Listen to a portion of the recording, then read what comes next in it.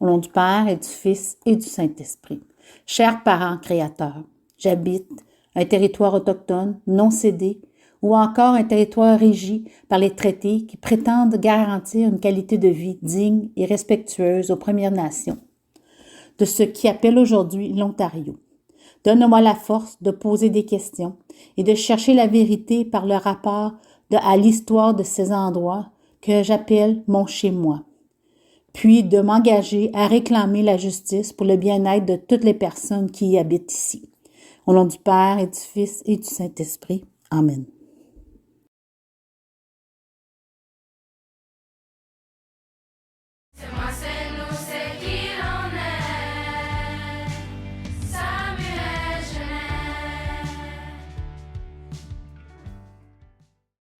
Bonjour à tous, aujourd'hui on vous parle de la Toussaint. La Toussaint est une fête chrétienne célébrée chaque 1er novembre. C'est le jour où l'on honore tous les saints, qu'ils soient connus ou non. C'est ainsi un moment pour penser à nos proches disparus, mais surtout pour célébrer la vie et la sainteté. Elle tire son origine de l'église d'Orient au XIVe siècle où elle honorait les martyrs autour de la Pentecôte. Contrairement à Halloween, qui est une fête plus amusante et populaire, la Toussaint est une fête de recueillement, de paix et de souvenirs. Elle nous invite à réfléchir à ce qu'il y a de beau et de bon chez les gens, et à nous rappeler que chacun peut, à sa façon, être un exemple de bonté. Bonne fête de la Toussaint à tous. Aujourd'hui, nous soulignons le début de la semaine de reconnaissance des traités en Ontario.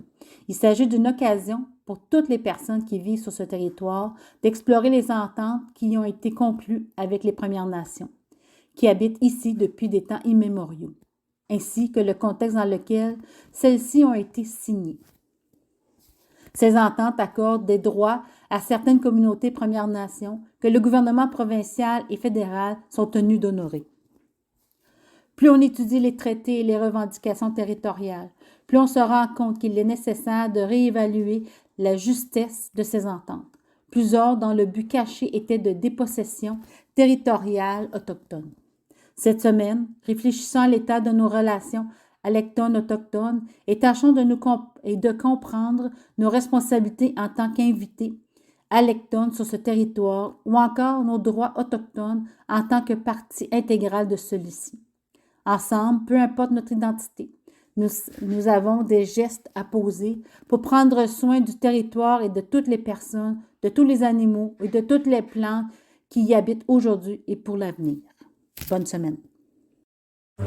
En cri, traité se dit Naskomitawin, une entente verbale. Et nos accords étaient toujours oraux.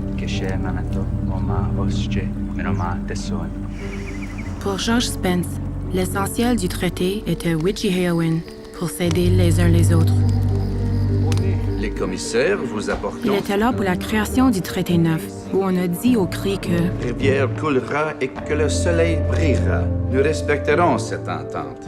les cris ont opposé leur marque parce qu'on leur avait assuré que les terres seraient partagées et qu'ils pourraient toujours récolter ce dont ils auraient besoin. George Spence était mon arrière-grand-père. Dans sa vie, il a vu plusieurs promesses de traités qui ne se sont jamais réalisées. Les traités étaient essentiels à la création du Canada. Les Premières Nations luttent encore pour que les traités soient respectés.